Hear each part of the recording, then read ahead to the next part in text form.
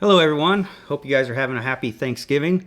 So this morning I'm going to be picking the winner of the Oupes Mega 1 power station. And I know I think a lot of people had trouble with this raffle copter website that we're using. And I know people had trouble with if you had a VPN. It didn't like having a VPN, you had to turn it off.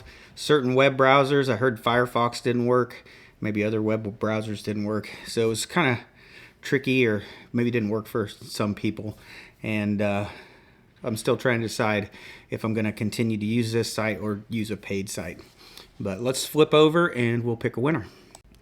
So this is what the Rafflecopter website looks like to me. I think I just need to click this pick a winner and it brings up a new page. And I think if I just add a random winner, it'll automatically pick one for me.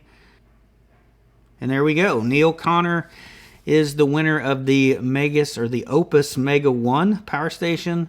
I'll email Neil personally, but I think down here it says announce the winner. So if I end up, I think clicking that, I think it'll email all you guys. So I just want to say thank you to everybody for supporting the channel, watching the videos, and I hope you all have a happy Thanksgiving. And there will be another giveaway coming up soon. We're going to give away the Oupes Mega 2 as well.